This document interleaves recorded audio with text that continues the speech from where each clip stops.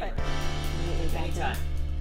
Hi, I'm Dr. Michelle Stafford, here again with World of Smiles and our podcast, Mixed Dentition. And today, my special guest is MarieEves Gagnon with SlumberTime Solutions. Hi, it's nice to be here. Thank you for coming in today. Thank you. So tell our audience a little bit about SlumberTime Solutions. Yes, so like many people, my business started after a personal experience. Well, I have two kiddos, and my second child was my non-sleeper.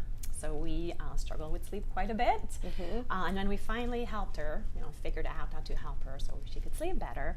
I decided that I wanted to help other families not go through the same journey that we had gone to. So I wanted to help families get the support and the knowledge that I could have used at that time. Oh, that's wonderful. There's a lot of families out there that need that. Yeah, it's kind of, it's one of those things that you would think sleep is sort of easy and natural, but it's actually kind of tricky. And a lot of families do kind of struggle with sleep at different times for different reasons. So trying to help them get to a better point from that perspective. Oh, that's great.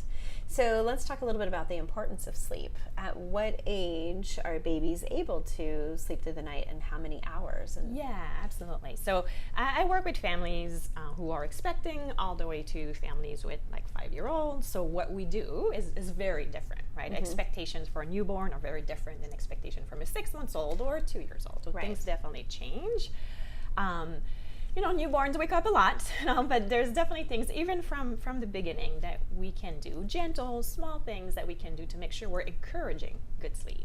Because, we may not we can't help a newborn sleep through the night, but sometimes there's things we can do that make it worse, and that's what we want to avoid.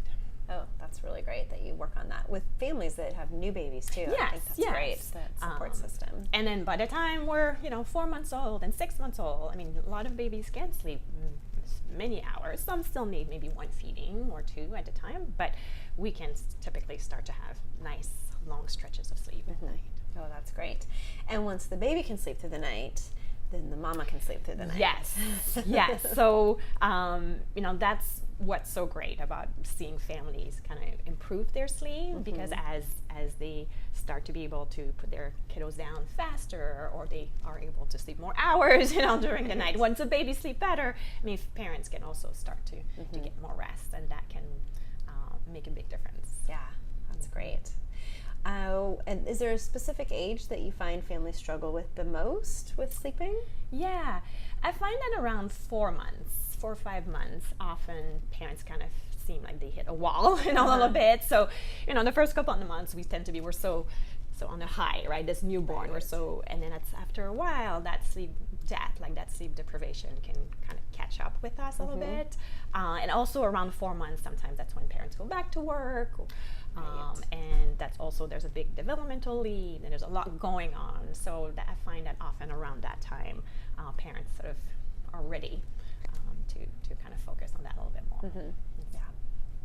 Well, I think that's wonderful. I know that I've met families that have kids that are even 2 and 3 years old that are still not consistently sleeping through the night and waking up numerous times. Yeah. And so it sounds like you're able to help families that have that situation as well. Yes, absolutely. Once again, the strategies we use and the tools we use are different, whether your kiddo is in a bed or in a crib or bed sharing, but there's definitely ways to kind of help kiddos start to connect more sleep cycle and get a more restful night of sleep. Oh, great. Yeah. Great. And you do in-home consultations with families? Yes. So I do in-home consultation with people, locally, and I also work remotely. So we can also do these consultations like over video calls or even phone calls, depending on how people what works for them. Yeah. And you offer classes? I do. So I have 2 classes that I teach. One is the baby basic sleep, and it's for families who are either expecting, pregnant families, or 4 months. And then the other class is sort of 4 months and up. So once again, we get to kind of focus on what's developmentally appropriate, in the different at the different age, and kind of talk about what tools and strategies we can use at that time. And sometimes too, with the class for expecting parents, a lot of what we talk about is setting sort of expectations and sort of having realistic expectations about what is going to happen. Some newborns sleep wonderfully from the get-go. Like there are some unicorn babies who just sleep from the beginning. But what we should probably expect is that when we have a baby, sleep. We don't sleep more. We don't have a baby to sleep more. So we most often should be prepared that there's going to be some sleep disruptions, and then we can talk about what can we do. There's things we can do to help the baby sleep better. But often in the first few months, a lot of what we talk about is how can we help the parents cope and help them maximize their own sleep, given sort of what's realistic of what we can expect baby to be able to do. Oh, that's wonderful. Yeah, I feel like all parents need that. Yes. Especially in our day and age where there's a lot of distractions and disruptions, sleep disruptions anyhow. So that's really helpful. Oh, wonderful. Well, were your kiddos good sleepers from the beginning? So my almost 7-year-old, he I think was a unicorn baby. He was. Good. I don't tell a lot of people this, but he slept through the night by 6 weeks. Yes, they exist. And he was a great nurser and just very healthy kiddo, just kind of slept through the night. And, as parents, we're like, oh, yeah, it was us, right? And then the second kid, not so much. He would sporadically sleep through the night and then kind of wake up. And, I wish I would have known you then. Yeah. You would have really helped me. I would say we struggled until he was about a year, and then it was more consistent. But, Yeah, and that's the thing. Like often, like this. Well, it could be the first, it could be the second child, but a lot of this is a temperament of the child, right? Their own sort of natural skills, what comes easy to them, or where they need a little bit more help. And so, same thing. I got tricked to have a second kiddo, and then that was the one who we have a hard time with. Yes. I find often when I speak with parents, it's often the second kiddo that can be a little bit more challenging in certain ways. And sleep is definitely one of those ways. Yes. Challenging us parents. Well, what else would you like to share with our families out there listening? Yeah. One more thing that I offer that we didn't talk about is that I offer a weekly sleep support group. So think about a new mom's group, but that's sort of focusing on sleep. So that's every Tuesday at 12:30 to 1:30, and it's at in North Portland at the Doula Love Wellness Center. Oh, great! And it's free, so people can come in and check in and talk. Oh, nice. We talk about some.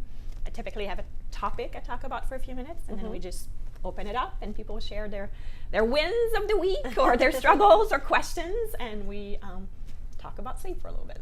Oh, that's great. Yeah, so a lot of fun. What a wonderful service that you're offering families. Yeah, it's fun to get to see, families and how things change over time.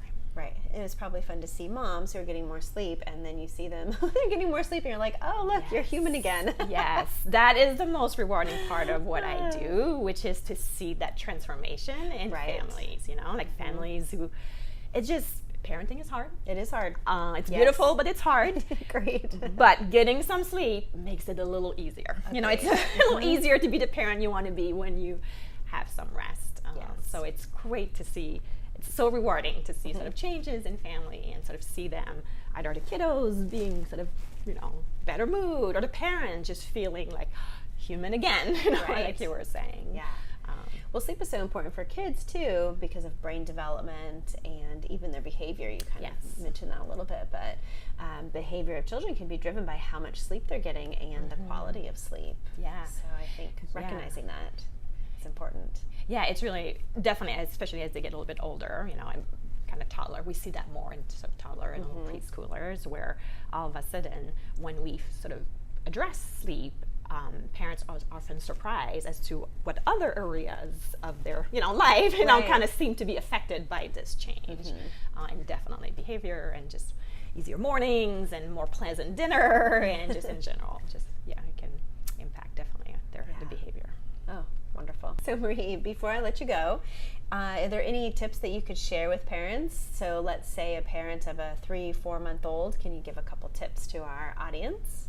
Absolutely. So one of the most important thing at that age is making sure that our babies don't get overtired.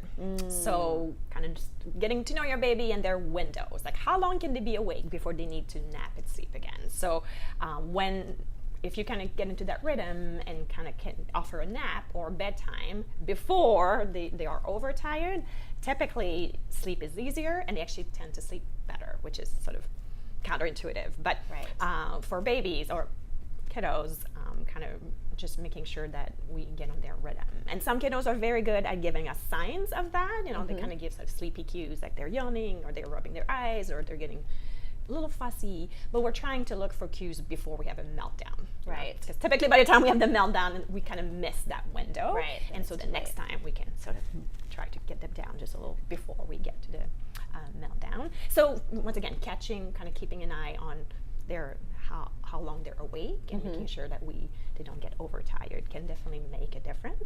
Great. Yeah, that would be sort of one of the main things at that age. That's wonderful. And what about a parent of, say, a 3 or 4 year old that's still struggling with the child sleeping through the night? Do you have any quick tips you can give us? Yeah, so often what happens at bedtime really sets the tone for their expectations of the child at night. So often when 3 or 4 year old wake up at night, I always ask, how are they falling asleep at bedtime? And often at that age, you know, parents kind of snuggle with the kiddo, and then kiddo falls asleep, and you know the parent is next to them, and then parent sneaks out, and then a few hours later, kiddo wakes up, and they're like, where did my parent go? Right. And all of a sudden, that feels different. And if they don't feel confident in falling asleep on their own at bedtime, when they wake up in the middle of the night, they won't feel confident to just roll over and kind of go back to sleep. So kind of thinking about what is happening at bedtime, and does my kiddo feel is empowered and confident and capable of falling asleep on their own at bedtime? And most often, once they have bedtime, then just the middle of the night comes together, and they start to be able to sleep through the night. That's great. Wow, excellent advice. Thank you. So Marie, tell us your website for your company. Yeah, so it's SlumberTimeSolutions.com. And yeah, you can find all sorts of information on there. Wonderful. Well, thank you again for coming out and talking with us. Well, thank really you very much. Thank you very much for having me. And that concludes another episode of Mixed Dentition. Everybody have a great day. Thanks.